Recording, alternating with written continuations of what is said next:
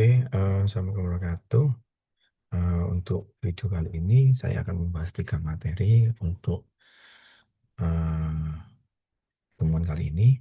Kita mulai dengan materi pertama di komputer.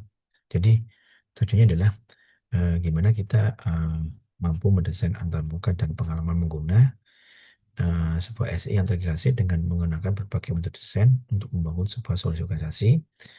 Terus gimana kita menganalisis desain antarmuka dan pengalaman pengguna sistem informasi sesuai dengan kebutuhan pengguna dan membantu untuk mengambil keputusan.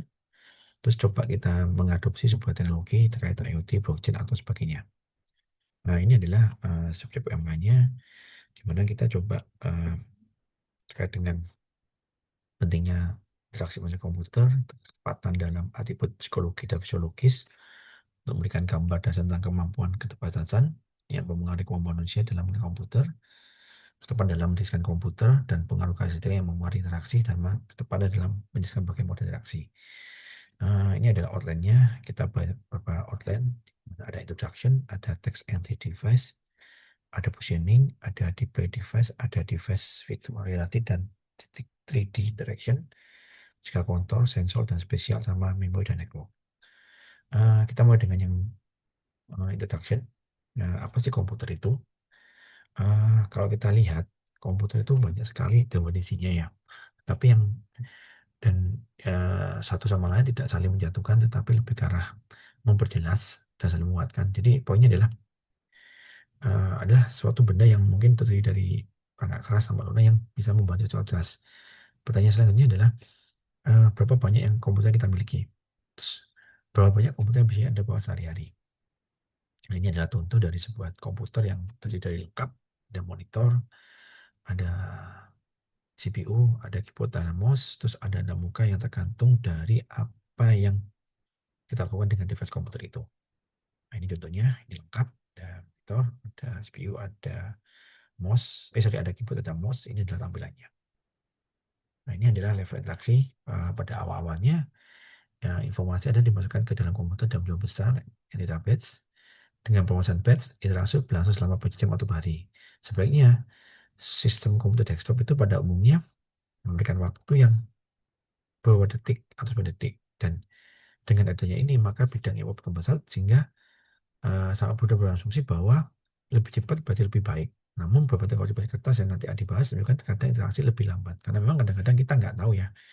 Tujuannya memang orang beranggapan bahwa itu lebih cepat, tapi dalam artinya mungkin bisa lebih lambat ya. Mungkin dan itu banyak faktor yang mempengaruhi.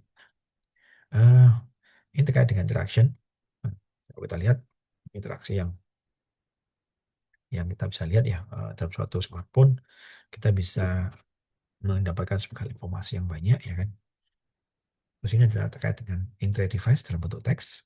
Ini ada contoh dalam bentuk bentukan kita memasukkan input ke dalam suatu komputer ya, bisa dalam bentuk data atau perintah yang dalam tombol alfabet sama QWERTY. Ini contoh-contoh keyboard yang digunakan. QWERTY itu yang dulu ada dalam bentuk smartphone, contohnya di BlackBerry atau Nokia lama ya. Ini adalah untuk membantu mengetik ya. Nah, ini contoh handphone. Jadi kita bisa melihat dalam suatu handphone ada modus angka dengan huruf ya. Ini kalau lihat ini kan ada angka dan ada huruf ya. Yang ini smartphone. Ini ada QWERTY-nya ya. Kalau sekarang mungkin trennya kan ke touchscreen ya, karena memang itu sudah kalau dulu masih seperti ini. Tapi poinnya adalah sama bahwa ada input yang dimasukkan dalam suatu device untuk memproses suatu informasi. Nah, ini dalam bentuk tulisan, dalam bentuk pen, stylus yang nanti akan direkognisi dalam mengubah ya, text to speech atau text to information ya. Nah, ini speech recognition ya, kita sudah bisa pakai, bahkan di WhatsApp kita sudah bisa pakai, kita bisa tinggal mengaktifkan terus nanti akan ditranslate, walaupun memang terkadang ada yang salah, ya. Dan kadang-kadang memang ada noise ya di sekeliling itu ya. Nah, ini yang terkadang yang berikutnya terkait dengan positioning, pointing, dan drawing. Ini mouse yang membantu sekali. Jadi dia secara panel ya. Jadi dia ya, ini desktop, ini adalah keyboard kita, dia sebelahnya untuk memetakan sifat original desktop ke dan ini bisa digerakkan ke kanan kiri ya dan naik turun. Dan dia memberikan informasi yang terkait dalam ada wadah di dalamnya dalam bentuk bola yang itu memudahkan kita untuk menggerakkan. Nah, ini touchpad yang Jadi dia flat yang eh, dia menggunakan simulasi trackball dan sangat berbeda. Jadi modelnya dia rata, jadi kita bisa merasakan eh, apa ya, sensasinya kalau dalam menu. Memang kalau dibanding mouse beda karena memang mouse itu kan ada wujudnya ya. Tapi di sini kita bisa merasakan eh, datarnya itu lah. Dan memang ada beberapa orang yang suka dengan sebetulnya, jadi ada yang suka dengan mouse. Tapi fungsinya hampir sama sebetulnya sih. Nah, ini trackball yang mungkin lebih berkembang karena ini menyesuaikan dengan kebutuhan. Mungkin bisa untuk game ya. Nah, ini contoh-contohnya ya. Dan dia bisa memanipulasi untuk kursornya ya. Ini joystick biasanya untuk input, bisa untuk simulator ya. Ini ada semacam telapak tangan dalam bentuk tongkat atau pegangan, dan ini biasanya untuk menggerakkan sebuah layar gitu ya. Ini touchscreen ya, ini sudah berkembang sekali. Yang ini metode lebih langsung dibandingkan mouse karena kita bisa langsung menyentuh layarnya dan kita bisa merasa menggunakan langsung tangan kita untuk menggerakkan sesuatu. Ini stylus, ini biasanya untuk menggambar. Jadi kita masukkan dalam bentuk inputan nanti akan diproses ya kan. Ini eye gaze mata, jadi mengotak komputer dengan melihatnya beberapa sistem menggunakan kacamata khusus atau otak lainnya untuk terpasang diletakkan sebagai kotak di bawah layar. Ini display, ini tampilan, ini model lama katode CRT yang makanya kalau kita lihat dulu eh, komputer lama itu tabungnya bisa, layarnya kan bisa besar monitornya. Dia mirip dengan layar televisi. Terus sekarang menjadi LED, ini sudah lebih ringan karena dia menggunakan tetes air dan kursi dayanya lebih sedikit karena kalau ini mungkin besar sekali ya, kalau ini lebih ringan dan ini bisa dikatakan layar paling datar. Ini sudah berkembang menjadi LED, OLED dan QLED. Ya. Perbedaannya pada proses pixel dan warna. Ini digital, ini tampilan dalam bentuk kayak tab gitu ya. Dia lebih memudahkan untuk membaca. Ada beberapa produk yang bisa kita pakai. Ini yang berikutnya terkait dengan reality dan direction. Ini ada tampilan, jadi kita bisa merasakan gimana tampilan itu dari perubahannya jadi mouse ke 3D. Ini cockpit, ini simulator. Jadi yang bisa kita pakai ya. Jadi beberapa maskapai penerbangan itu punya simulator sebelum mereka menggunakan eh, pesawat asli. Jadi ini juga dia harus menghabiskan berapa jam ya, berapa puluh jam untuk ini. Tapi kita juga bisa merasakan gamenya. Ada beberapa game yang flight simulator itu bisa merasakan sensasinya. Jadi ini juga membantu sekali ya. Dan itu real gitu ya. Nah, ini data glove, jadi dari data, tangan kita dipasangi semacam glove sarung tangan yang nanti itu adalah eh, akan mendeteksi apa yang kita kerjakan dan itu bisa melihat dan mengumpulkan data apa yang bisa kita kumpulkan dari aktivitas. Nah, ini yang contohnya ya. Nah, ini virtual reality, jadi menemukan dunia 3D kejap mata dan menggunakan posisi kepala pengguna dilacak. Nah, ini yang whole body, jadi ini ada VR. Jadi ini kita semacam beraktivitas tapi dalam bentuk virtual reality dengan kita pemasang perangkatnya. Nah, ini Sing 3D. Ini lebih ke arah isyarat, tapi kita bisa melihat objeknya, kita bisa melihat suatu benda dari segi yang berbeda-beda. Nah, ini VR. Jadi ini ya efek yang bisa merasakan sensasinya ya. Ini terkait dengan skala kontrol, sensor, dan special device. Ini sound. Ini sudah tahu mungkin semuanya ya. Saya nggak perlu bahas banyak lebar. Nah, ini touchscreen. Nah, kita bisa dalam bentuk genggaman ya. Dalam bentuk yang kita rasakan kayak ini yang sebelah kiri itu kan kita genggaman ya. Ini joystick ya kan. Nah, ini physical control ya. Contohnya joystick. Nanti kita bisa memberikan umpan balik dengan kita menggunakannya. Ini memori ya. Ini hal yang mendukung dalam suatu menu. Kita butuh memori. Ini adalah hard disk yang mungkin sekarang sudah berkembang menjadi SSD ya. Terus ini ada efeknya. Ini seperti kita kecepatan pulsa itu berdampak serius pada pengguna antar muka. Jadi ada dua hal yang disebabkannya adalah kesalahan jadi kita jadi lambat dan kesalahan jadi kita tahu cepat. Jadi kalau tahu lambat mungkin ada sesuatu yang kayak delay gitu tampilan kita. Terus kalau tahu cepat kadang-kadang itu ada kesalahan dari kita membacanya. Nah, ini contoh networking dalam suatu komputer. Kita menghubungkan beberapa jaringan. Nah, ini saya lanjutkan dengan slide berikutnya.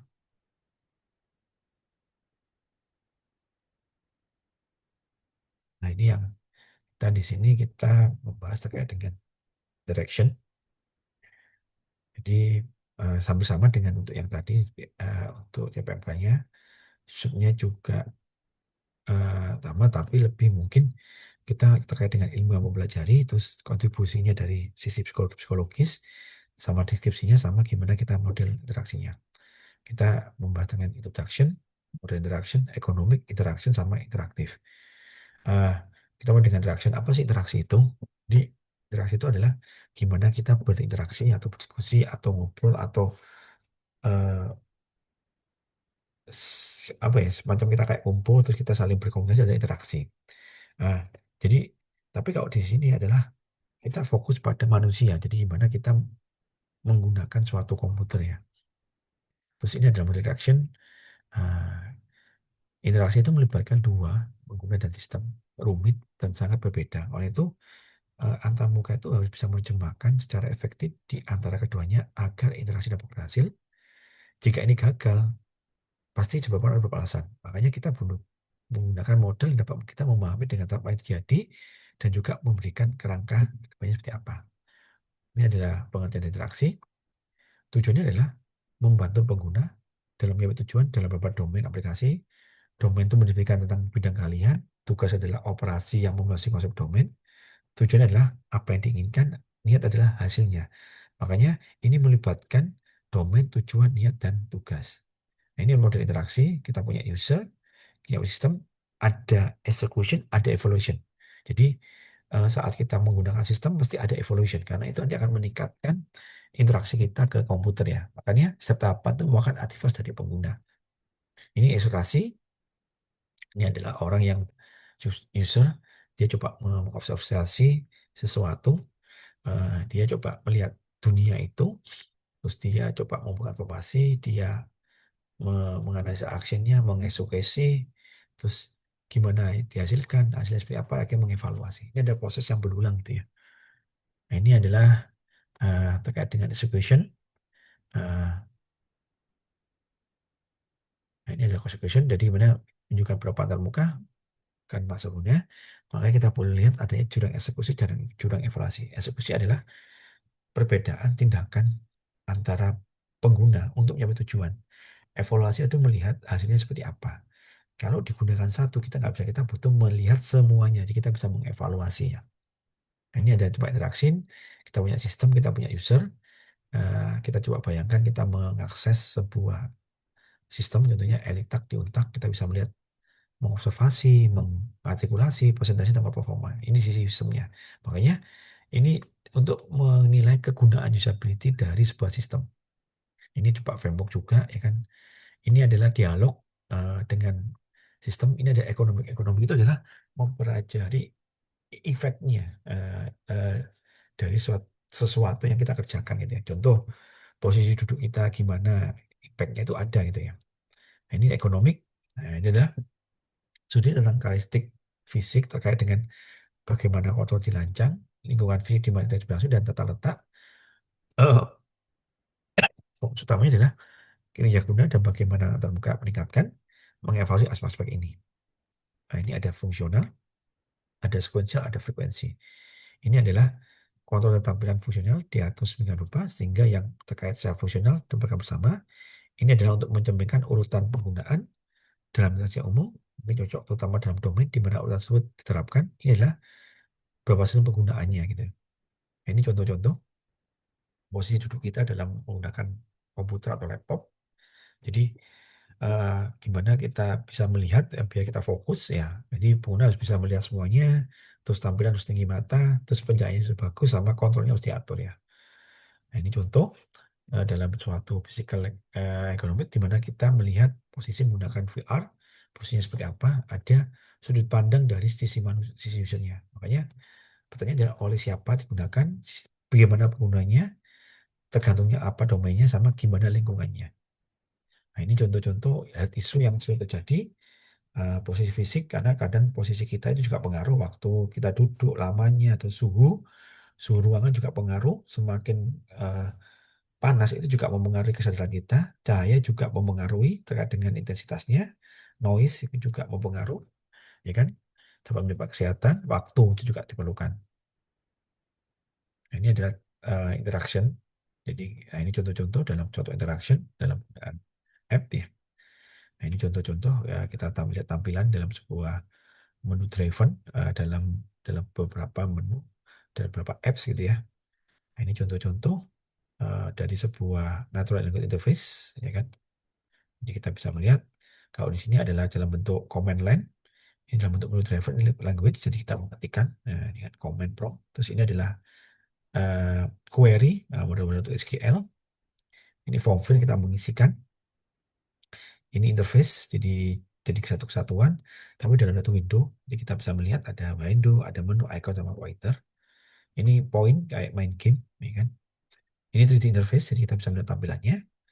Ini ada interaktif. Nah, interaktif ini adalah saat melihat terbuka, kita bisa memberikan secara visual terhadap tindakan dan pengguna dan kecurangan jelasnya. Makanya dalam menjadi sebuah ciri khas yang interaktif yang ini dapat dilakukan dengan SEA. Contoh, kita tingkat pengenalan suara atau rendah dari suatu sistem. Makanya kita bisa bisa mengimprove atau reservasi penerbangan gimana ya. Ini content iteration, kita bisa melihat ada sumber motivasi yang dimana termasuk asa-asa takut, kesetiaan, ambisi, dan kepercayaan diri. Terus ini dipengaruhi oleh persepsi pengguna. Ini adalah eh, sesuatu yang menjadi evaluasi terkait dengan ketakutan sama kebosanan. Itu akan membentuk sebuah skill yang itu akan berguna gitu loh. Makanya kita bisa eh, menyeimbangkan. Makanya ini akan eh, membutuhkan proses yang dimana ini adalah jawabannya yang akan membuat suatu interaksi lebih berkembang ya. Nah, ini adalah yang tadi yang terkait dengan suatu suatu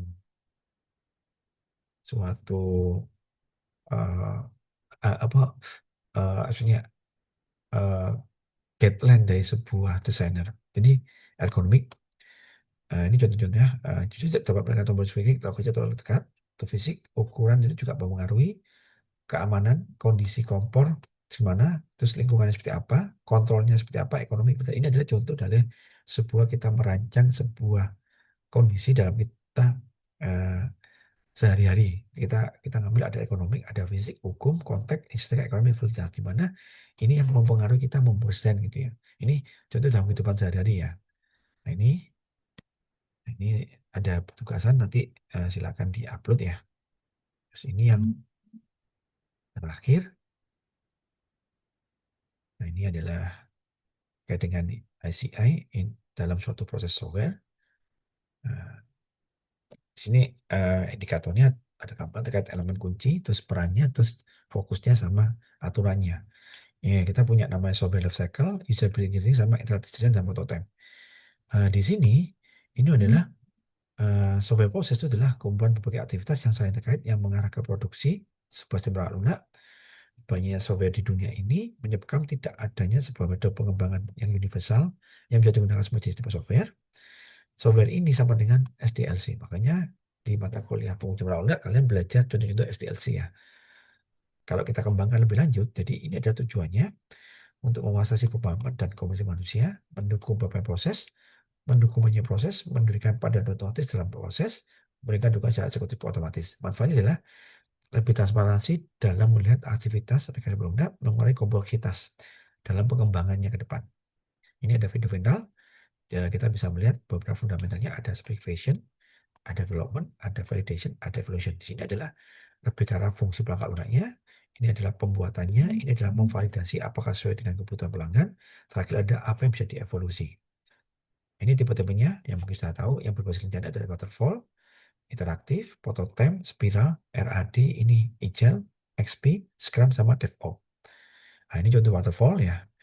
Mungkin kalian udah saya sedikit aja karena kenapa kata waterfall, karena fase berikutnya tergantung dari fase sebelumnya. Kalau nggak selesai nggak bisa berikutnya. Dan kenapa kata waterfall, dia step by step itu loh, dari atas ke bawah ya. Ini waterfall. eh, ini lebih kayak untuk menggunakan konsep yang sama, di mana fase harus dilalui, refleksi dari aktivitas dasar pengembangan software. Ini contoh analisa kebutuhan, kita punya fungsionalnya, kita punya kodenya, kita punya aktor, punya jenis kebutuhan. Di mana dibagi menjadi fungsional, fungsional. Ini coba desain dari sebuah sistem dan software, kita punya diagramnya, kita punya struktur, behavior, sama interaction, kita punya jenis-jenisnya, ya kan. Ini contoh dari sebuah penerapan dan pengujian UI masih dalam konteks waterfall. Jadi kita punya perangkatnya, terus kita menguji, terus ada error bug, nah, kita punya fasenya, kita punya acceptance, kita punya integration, komponen sama unit testing. Nah, ini integrasi. Ya, setelah semuanya sudah dilalui, kita coba uji, kita integrasikan, kita coba hasilnya seperti apa.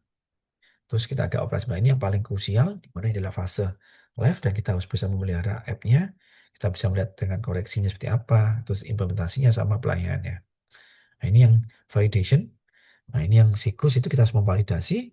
Kita memvalidasi, validasi adalah mendesain sesuatu yang benar, verifikasi apakah sudah sesuai dengan cara yang benar. Ini yang gap, ini yang bisa menjadi sesuatu yang bagus terkait dengan apakah ada gap setelah kita melakukan validasi dan verification. Karena kalau ada gap berarti ada kesalahan di proses awalnya gitu ya. Makanya ini adalah eh, validasi jauh lebih karena hampir selalu melibatkan transformasi antar bahasa. Lebih jauh lagi, asal usul kebutuhan bisa menjadi ambiguitas. Ini yang menjadi gapnya. Makanya kita katakan formality gap. Ah, apakah proses berjalan ketika banyak perubahan? Ah, ini yang menjadi isu bahwa susah sekali kalau kita menggunakan waterfall kalau ada banyak perubahan. Waterfall bisa berjalan kalau memang spesifikasinya sudah bagus. Kalau banyak perubahan tidak jalankan. Ini usability engineering. Ini terkait dengan gimana kita menangkap kebutuhan user dan memberikan sesuatu yang bisa bermanfaat dan menjadikan sesuatu yang informatif. Nah, usability testing itu adalah kita menguji dengan menggunakan beberapa kelompoknya, kita mengamati, terus dilakukan berulang-ulang, tidak hanya mencepat proyek, tapi juga menghasilkan pengamatan yang luar biasa.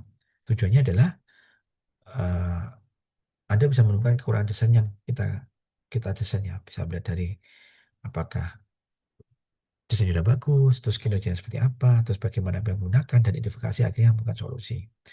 Nah, ini kita bisa pakai lab, di mana kita setting, ada orang yang mencoba dan kita mengamati. Ya, ada ruang pengujian yang contohnya. Terus ini pertama kita foto, eh, ini bisa diverifikasi sebagai guna atau tidak, bisa dilacak tingkat kegunaannya, ya kan? Nah, bisa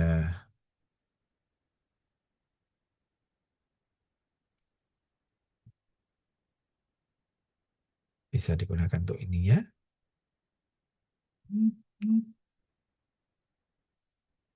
Nah, terus bisa menggunakan kombinasi antara kelompok dan desain, lebih memahami positioning produk sama membuat keputusan yang efektif. Nah, ini contoh-contoh dari sebuah post to distribution. Jadi kita punya skornya, ada pertanyaannya nanti dianalisa dari hasilnya. Nah, ini contoh-contohnya. Jadi ada skornya ya. Usernya siapa? Ini SUS salah satu juga. Dia menggunakan kuesioner yang dirancang, sudah ada pertanyaannya, nanti ada porsinya. Nah, ini contoh-contohnya, nanti kita bisa menganalisa. Pertanyaannya, apakah hanya dalam bentuk tidak juga bisa banyak dengan yang lain? Cuma ini salah satu yang bisa digunakan ya. Ini desain, jadi ini gimana? Kenapa dikatakan ini? Karena kita coba untuk menggali dan menghasilkan sesuatu yang bagus. Jadi kita punya kebutuhannya apa, kita buat, kita evaluasi sampai kita mendapatkan requirementnya. Nah, ini juga terkait dengan prototype, ya kan, incremental. Jadi kita tambahkan di sini sebelum dipakai, makanya ada dipartisi menjadi kecil-kecil, akhirnya dibuat untuk dicoba gitu ya. Ini juga,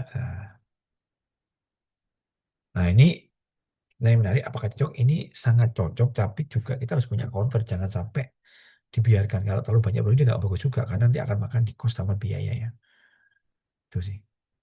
Ah, mungkin itu yang saya sampaikan. Saya Aki Wassalamualaikum. Nanti kita lanjutkan di video berikutnya untuk materi. Terima kasih. Semoga sehat dan jangan lupa untuk tetap semangat untuk belajar. Terima kasih.